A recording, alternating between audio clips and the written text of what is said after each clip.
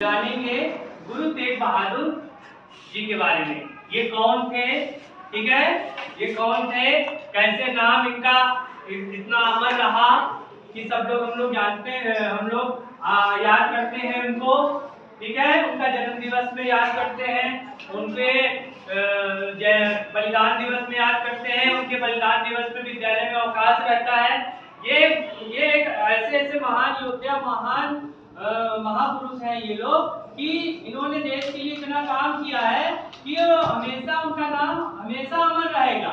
और अमर रहेगा उस दिन छुट्टी होती है 24 नवंबर को बलिदान दिवस है इनका। बलिदान दिवस का मतलब ये होता है जिस दिन उनको फांसी दी गई, उनको मृत्यु दी गई, या जिस दिन वो मरे, ठीक है ना।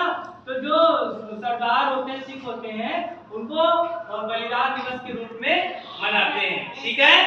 और उस दिन छुट्टी रहेगी, विद्यालय की भी छुट्टी है, सब कुछ है।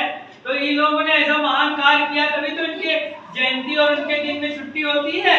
ये देखते तो है नहीं, देखने आ रहे नहीं, देखने आ रहे, लेकिन इन्होंने देश के लिए बहुत काम किया है।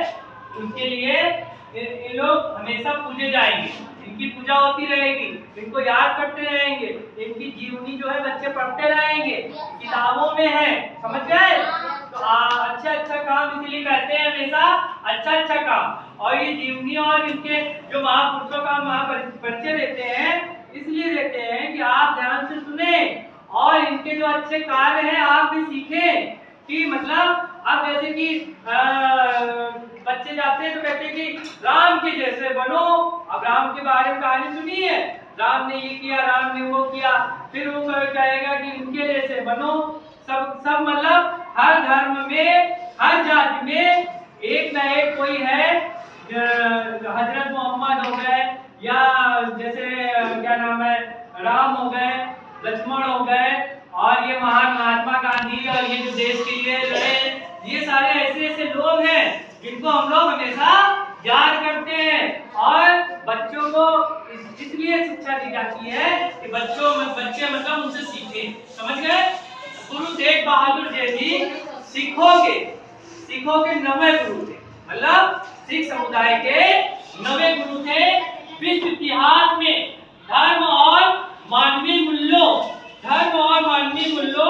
आदर्शों और सिद्धांत की रक्षा के लिए इन्होंने प्राणों की आहुति देने वाले गुरु तेग बहादुर साहब का स्थान अद्वितीय। मतलब इन्होंने धर्म की रक्षा करने के लिए और जो मानवीय मतलब जो मानवता होती है उसको बचाने के लिए कि धर्म बना रहे, मानवता बनी रहे, उसके लिए लड़ते रहे कि गलत मतलब लोग गलत ना सीखें। इसको बचाते बचाते उन्होंने अपना प्राण निछावर कर दिया, ठीक है। अब ये 20 मार्च 1964 को सिखों के नवे गुरु बने थे। 20 मार्च 1964 को सिखों के नवे गुरु बने थे और तब तक रहे भाई 24 नवंबर 1975 तक बने रहे, ठीक है। जब तक इनकी मृत्यु नहीं हो गई तब तक ये बने रहे, गद्दी इन्होंने संभाली। जैसे कि प्रधानमंत्री होते हैं वो होते हैं, उसी तरीके गुरु होते हैं, मतलब लोग उनको करते हैं। अब सिखों द्वारा प्रेम से हिंद की चादर नाम से सम्मानित किया जाता है। जैसे जो अच्छा काम करता है उसको एक नाम दे दिया जाता है, इसीलिए सिखों ने इनको हिंद की चादर नाम दे दिया, ठीक है। पूछा जाता है हिंद की चादर नाम से कौन जाना जाता है। मान लो जीके कॉम्पिटिशन हो, कौन बनेगा करोड़पति एपिसोड 2 जो 15 तारीख को होने वाला है, उसमें अभी पूछ बैठे कि हिंद की चादर के नाम से किसको पुकारा जाता है, तो उसमें आपको ये बताना पड़ेगा ना गुरु तेग बहादुर जी, इनका जन्म कब हुआ था, कहाँ हुआ था, ये सारी चीजें यहाँ जितनी भी जीवनी है एपिसोड 2 के लिए तैयार करनी है। 3 बच्चों को चुना जाएगा, 3 बच्चे वो पूरा बताएंगे, ठीक है। और पुस्तक गुरु गोविंद साहिब ग्रंथ, जैसे हम लोगों में रामायण होती है और उसमें कुरान होती है और बाइबिल होती है, सबकी धर्म ग्रंथ है। उसी तरीके इनकी है गुरु ग्रंथ साहिब किताब है पूजा, जिसकी वो पूजा की जाती है, गुरुद्वारे में रखा होता है।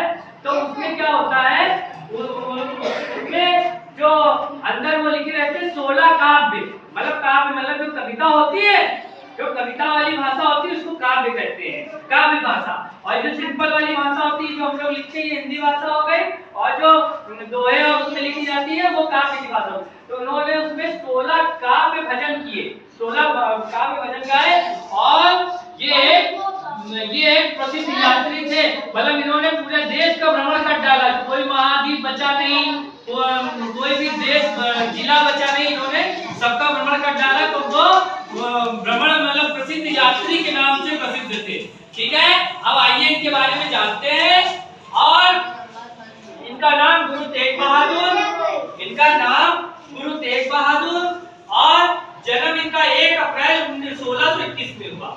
जन्म इनका 1 अप्रैल 1621 में हुआ, और जन्म स्थान अमृतसर में, जन्म स्थान अमृतसर में। और इनका माता का नाम माता नानकी, माता का नाम माता नानकी, और पिता का नाम गुरु हरगोविंद सिंह। ठीक है, गुरु हरगोविंद सिंह माता का, पिता का नाम। और पत्नी का नाम इनका है माता गुजरी। इनकी जो शादी हुई वो 1634 में हुई। 1634 में इनकी पहले छोटे पे शादी हो जाती थी, तो 1634 में इनकी शादी हुई। और इनके बच्चे का नाम है गुरु गोविंद सिंह। गुरु गोविंद सिंह जयंती होती है, आप लोग को मालूम होगा, तो गुरु गोविंद सिंह।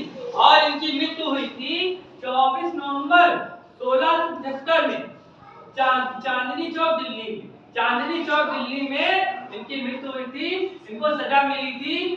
ठीक है, तो उसी में इनकी मृत्यु हुई। और जो गुरु की इनकी उपाधि है, पिताजी ने इनको जो है गुरु तेग बहादुर की उपाधि की और संबोधित करते थे। मतलब जो बच्चे बहुत अच्छे होते हैं तो उनके पिता उनको एक नाम दे देते हैं और उनको मतलब उपाधि दी। उपाधि मतलब उपाधि का मतलब जैसे कोई डिग्री दी जाती है, कोई नाम दे दिया जाता है, बहुत अच्छे हैं। जैसे कि अब हम पढ़ाते हैं तो सब लोग मास्टर साहब कहते हैं, मास्टर साहब एक उपाधि हो गई। और लोग जब इसको बुलाते हैं तो इसको कहते हैं संबोधित कर रहे हैं, समझ गए। तो ये उनके पिता जिनको बुलाते थे, संबोधित करते थे। ये एक महान शिक्षक, मतलब एक महान शिक्षक थे जिससे सबको ज्ञान देना, ज्ञान देने वाला शिक्षक होता है ना।